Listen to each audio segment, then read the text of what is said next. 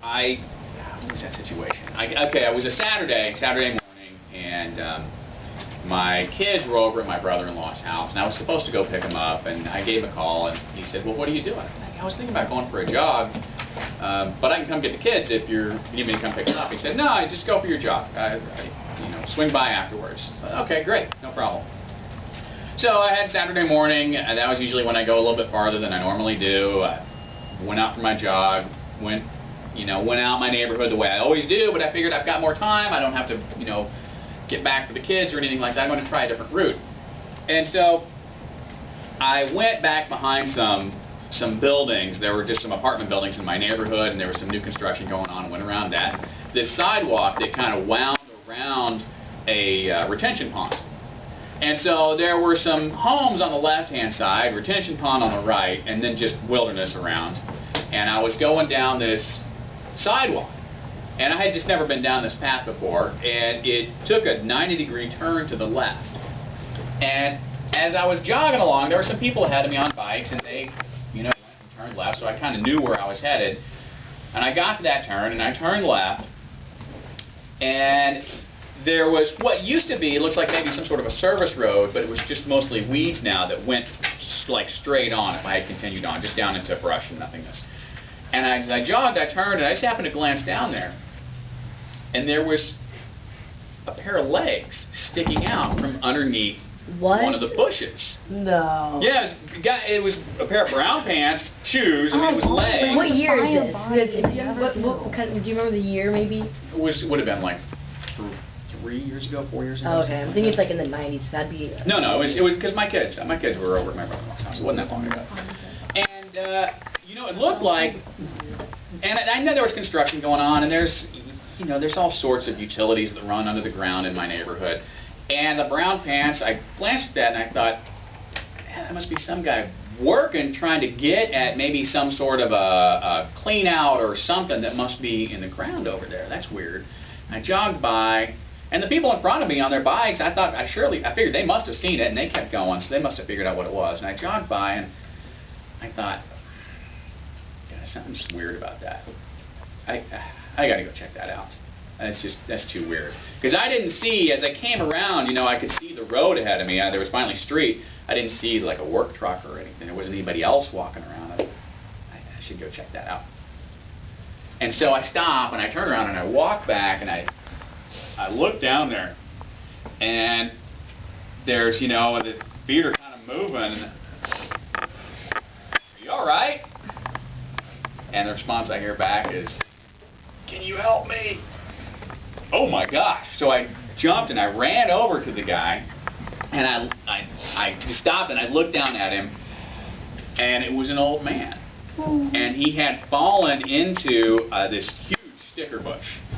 And he was a big guy. He turned and he kind of looked up at me, and he just had blood running down his face from the stickers that he had fallen into. It's like, oh my God, are you all right?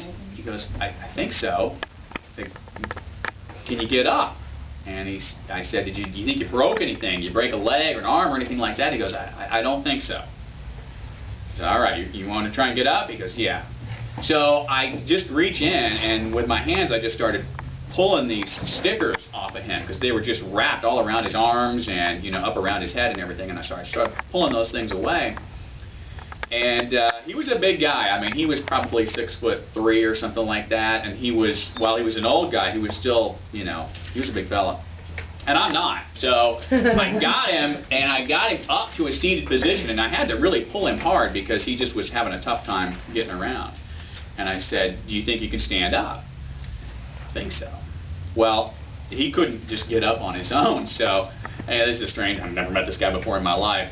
All I could do was I literally just squatted down and got my hands up underneath his arms. And we were face to face, I mean, basically embracing, I squatted and I picked the guy up, and so we're standing up. I'm like, so his head's, right here. I'm like, you all right? And he said, can you hold your own weight? He said, I think. So I stepped back, and I figured, well, we hugged. I might as well introduce myself. I said, hi, I'm David. How are you doing? He said, I'm Chuck. And I said, so what happened?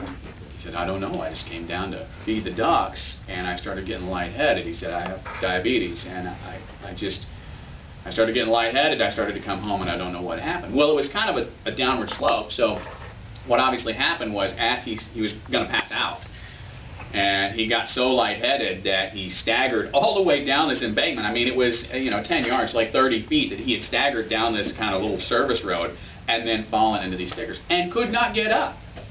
Nobody goes back on this sidewalk ever.